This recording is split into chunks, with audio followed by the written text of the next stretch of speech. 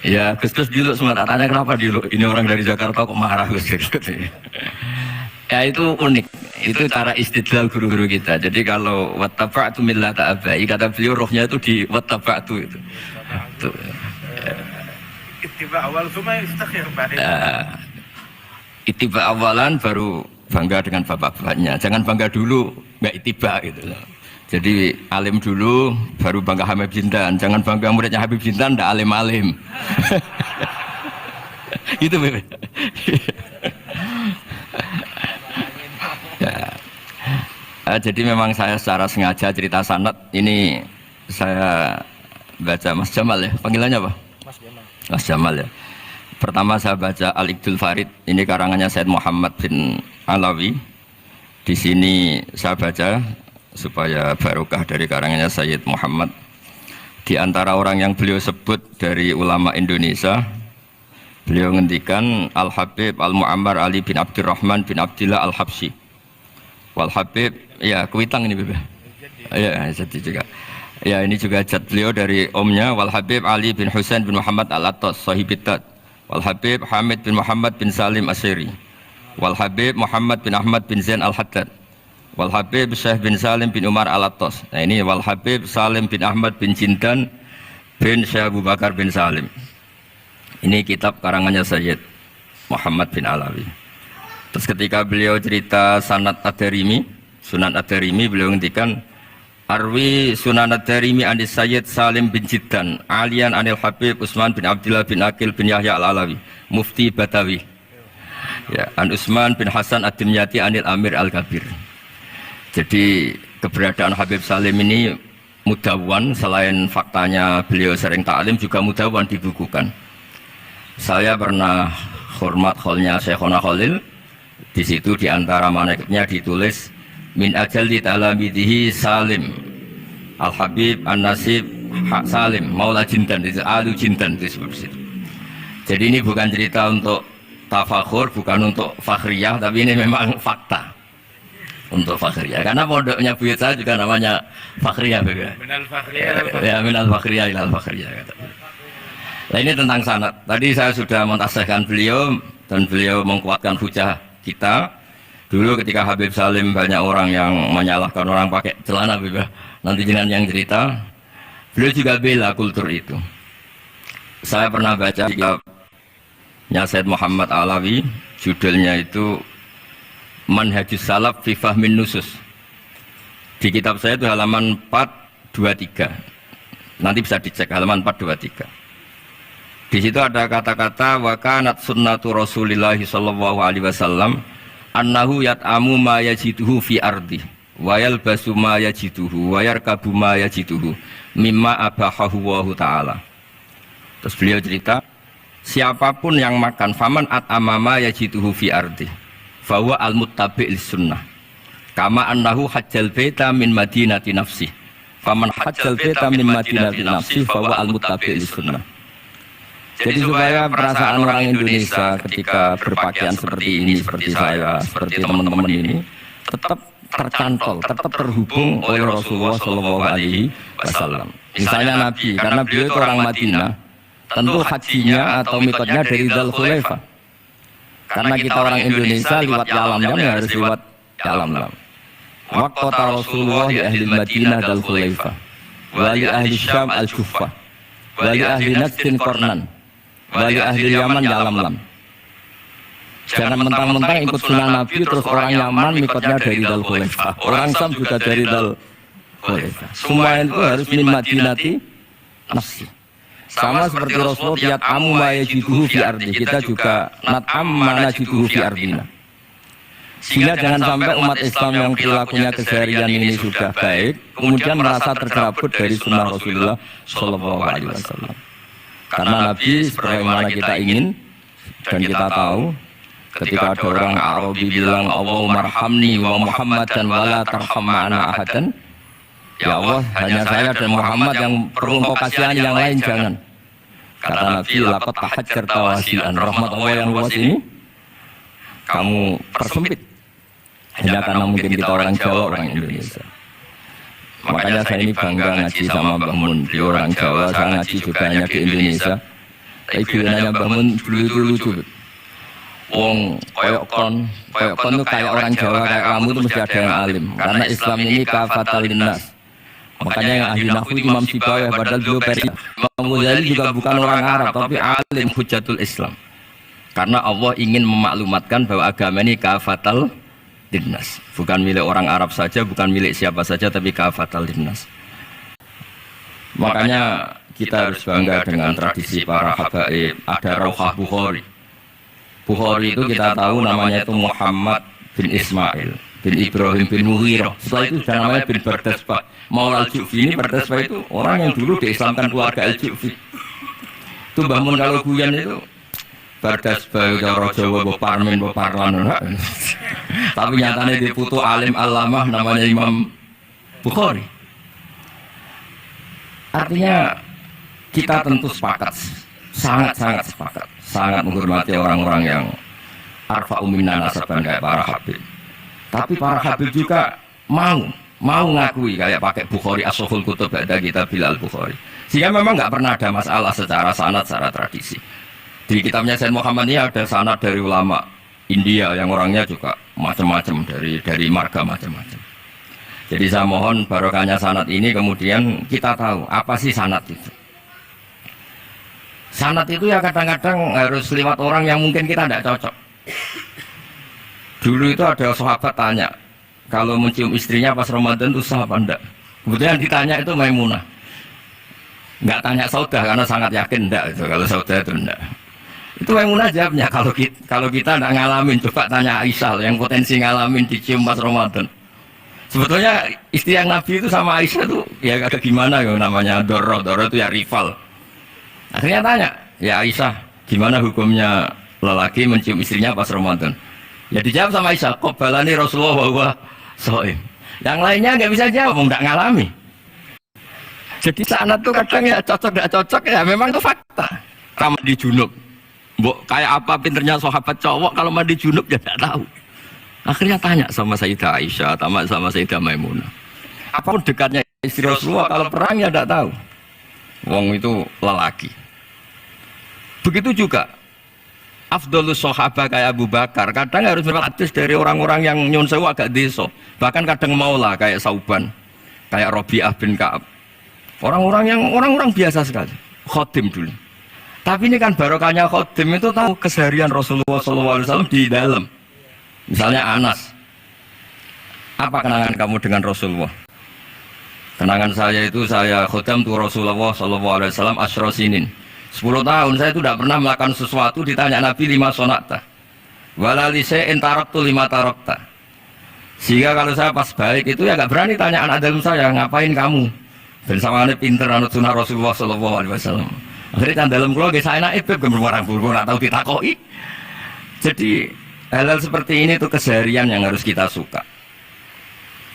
Di antaranya lagi inna min khiyari ummati fima nabba'ani al-malul a'la kauman yathakuna jahron.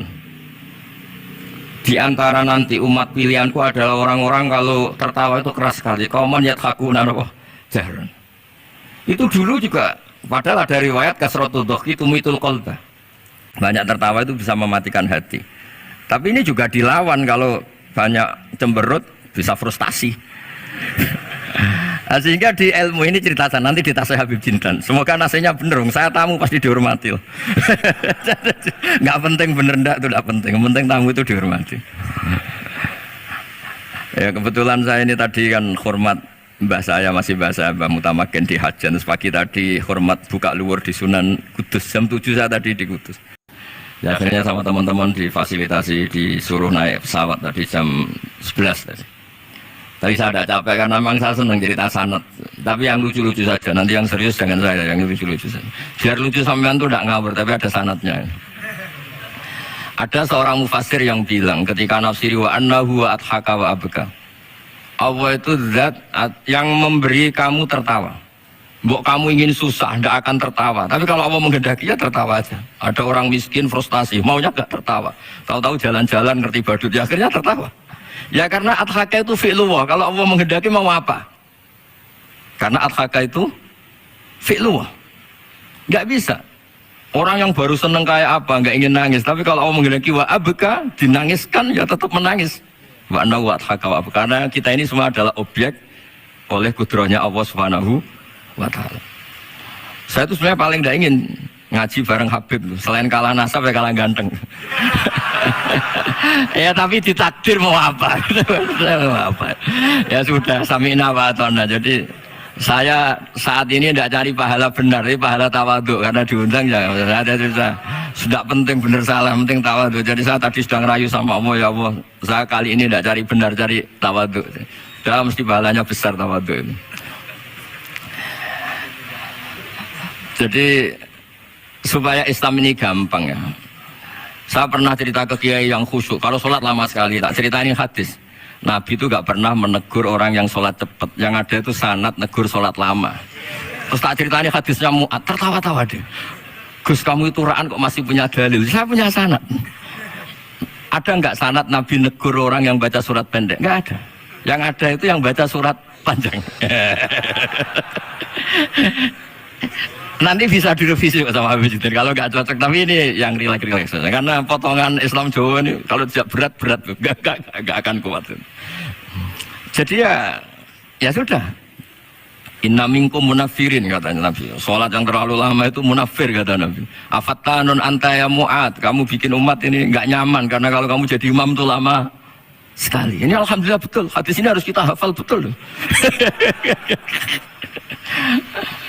Nah, supaya Islam ini meskipun pilihan-pilihan keseharian itu ada sanad, itu saja kepentingan saya. Yat amu ma yajiduhu fi ardi wa yalbasu ma yajidu wa yarkabu ma yajidu. Saya sering beb di tahun desa-desa Gus, anak kula tahnik cethaki Gus tapi mboten enten kurma, nganggo degan ae. Lho Gus dari kiai-kiai ku kurma. Kurma itu halawiyat, ya degan juga termasuk halawiyat. Ya sudah. Kalau kamu ingin sunnah Rasul, Nabi gak pernah sholat di Indonesia, berarti kalau kamu sholat ke Mekah dulu ya. Maksud saya supaya orang itu nyaman dengan Rasulullah itu hadir di semua sisi kehidupan kita. Kalau dalam istilah Sayyid Umar Hafid, Faruhu Muhammadin sallallahu alaihi wasallam awsa' wa asra'. Kalau kamu bisa tawassul dengan Nabi Ibrahim, Nabi Musa, dan beliau-beliau bisa datang ketika Lailatul Mi'raj untuk hormat Rasulullah sallallahu alaihi wasallam di Baitul Maqdis, Faruhu Muhammadin awsa' wa asra' kata beliau. Jadi bisa datang di kapan saja, di mana saja. Jadi jenengan meskipun di Indonesia tidak usah khawatir, kita semua ini dilihat Rasulullah SAW. Dan cara lihat Nabi itu gampang, tidak kayak kita. Kata Rasulullah, hayati khairun lakum wa mamati khairun lakum. Hidup juga baik untuk kalian. Anda bisa cerita hadis dengan saya, sering bercengkrama. Dan ketika saya wafat kata Nabi, saya sudah dekat sama Allah Ta'ala. Kalau melihat kamu baik, saya muji Allah. Kalau melihat kamu salah, saya mintakan ampun. Makanya saya ini jenis kiai yang jarang istighfar. Ini bukan karena sombong. Saya ulang lagi, bukan karena sombong. Saya itu pengagum Sufyan As-Tsauri. Itu di antara khasnya itu jarang berdoa. Misalnya. Ketika ditanya, kenapa kamu jarang berdoa? Selagi saya ngajar, kata beliau ini. Selagi saya ngajar, itu masuk hadis ala khulafa'i rahmatullah. Waman khulafa'u kaya Rasulullah alladzina yuhyuna ma'amatahu nas min sunnati. Jadi kalau saya baca Bukhari, otomatis dapat doanya Nabi ala khulafa'i rahmatullah. Timbang kamu doakan nangis-nangis gak jelas mandinya, mendingan mulang gitu. Terus kedua, doa hamalatil arsy alladzina yahmiluna al-arsya man hawlahu yusabbihuna bihamdi rabbihim wa yu'minuna bihi wa yastaghfiruna. Kita semua sudah diistighfari sama malaikat hamalatul arsy. Rasulullah juga wastaghfir li dzambika walil mu'minina wal mu'minat. Fastighfaru Rasulillah qad kafana wa fawqal kifayah kata beliau. Artinya gini, kalau kangkang jarang istighfar jangan karena sombong, manfaatkan fasilitas ini. Jadi semua itu jangan sampai kita ada istighfar karena jafatul qalb, karena qaswatul qalb. Enak lah kalau ada fasilitas gitu, ada fasilitas. Itu kalau saya pidato di depan Gus-Gus. Kalau di depan HP Mbak berani, di depan Gus-Gus. Itu ada yang setengah beling, setengah ada alim, ada yang alim. Terus yang beling-beling pesan sama saya, Gus tolong bela kami maksudnya. Ya kadang-kadang mubalaghah kan order pesanan itu.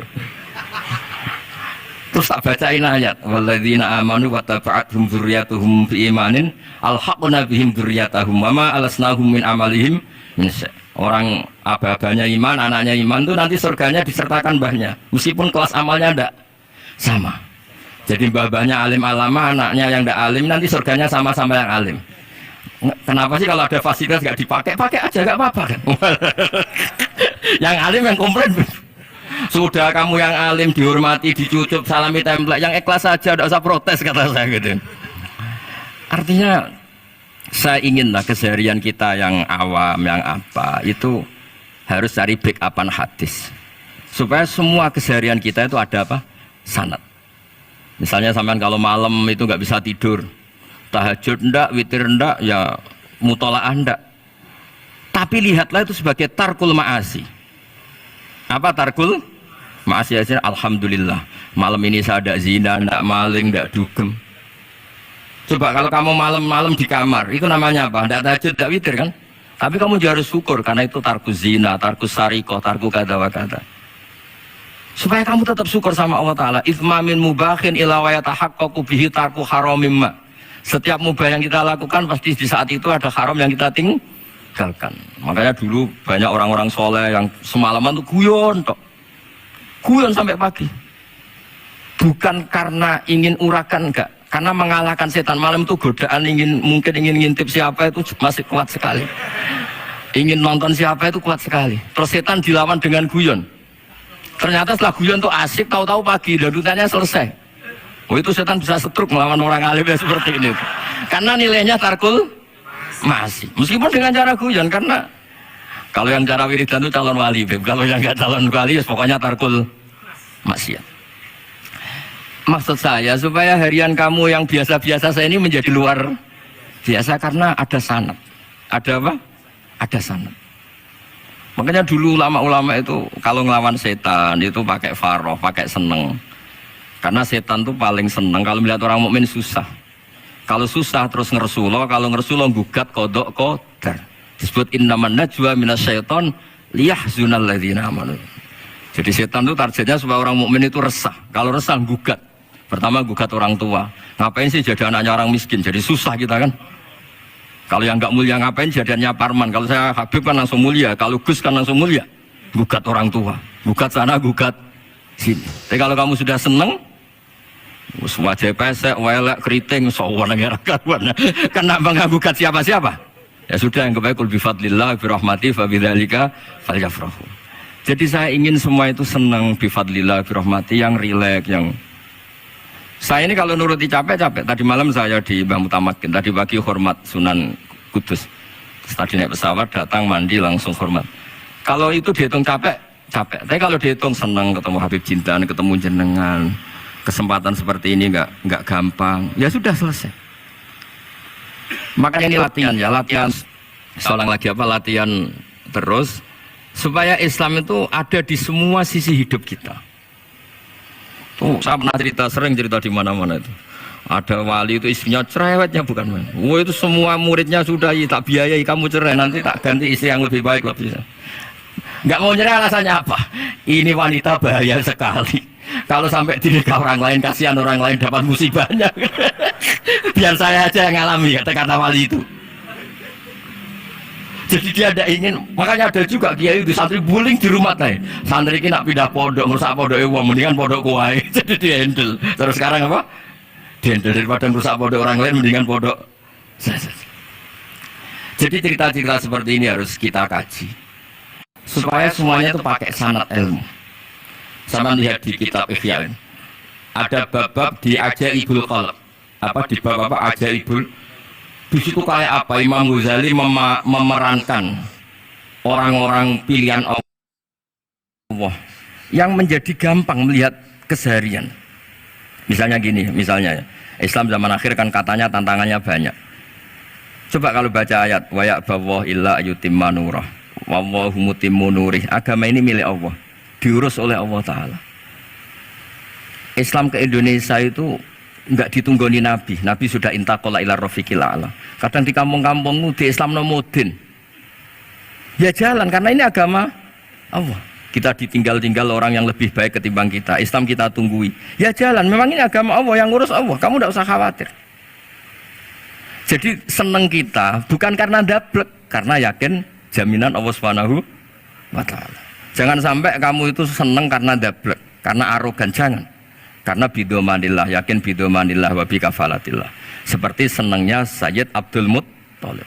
Ketika Ka'bah mau dirubuhkan Abraha, ada penyerangan Abraha. Ini yang Mbah Mun sering cerita ini. Wah itu semuanya kalah. Terus takok, man sayyidu hadhil wadi? Siapa tuan di sini? Abdul Muthalib. Abdul Muthalib itu datang dengan wibawanya yang luar biasa. Abraha itu sampai bingung dia. Kalau duduk di singgasana dia disalahkan orang banyak. Karena raja kok duduk berdua sama orang yang tidak raja. Kalau Abdul Muthalib di bawah, dia nggak punya nyali karena ada hebatnya Sayyid Abdul Muthalib. Oh, oleh takdim luar biasa. Setelah itu tanya, apa keinginan kamu? Saya tidak ingin perang, saya hanya ingin merobohkan Ka'bah. Ternyata Sayyid Abdul Muthalib jawabnya apa? Unta saya yang 100 lo kembalikan dulu, tidak usah cerita Ka'bah. Kagetnya bukan main Abraha. Kamu ini pemimpin yang nggak benar. Ka'bah itu dinu kawa dinu abaik, itu kan agama kamu. Mau saya robohkan kamu malah bicara unta. Ini kamu itu pemimpin model apa? Jadi saya nyesal hormat kamu. Ternyata kamu mental kamu hanya mikir apa? Unta. Tapi jamnya Abdul Muthalib itu unik. Inna lihadal bait rabban hamaluk. Unta itu milik saya, kembalikan dulu. Kalau Ka'bah itu milik Allah, nanti diurus yang punya. jadi dibalik seenaknya itu ada tauhid yang luar biasa. Makanya saya termasuk kiai yang nggak susah kalau mau mati. Kalau mau mati, mati aja. Saya udah mikir kalau setelah saya ini agama gimana ya, gak gimana-mana. Agamanya Allah Ta'ala. Jadi dibalik, ya secara lahir kan seenaknya. Ternyata innal hadal bait rabban hamahu. Kabeh itu ada yang punya, nanti biar diurus yang punya. Nah maksud saya kalau jenengan ini kan insya Allah dablek semua. Kawin ya gak mikir istri saya nanti makan apa, ya kan? Masa depan kamu ya tidak dipikirkan, warisan nggak punya apa-apa, nggak punya ya sudahlah. Bukan karena dabdeb, karena tawak. Nah, itu saja pokoknya saya ingin ngomong, pokoknya perilaku Anda keseharian itu jadi energi to'at, ya. Perilaku keseharian Anda ini jadi energi apa? Itu saja. Barokahnya kamu ngaji napa sanad.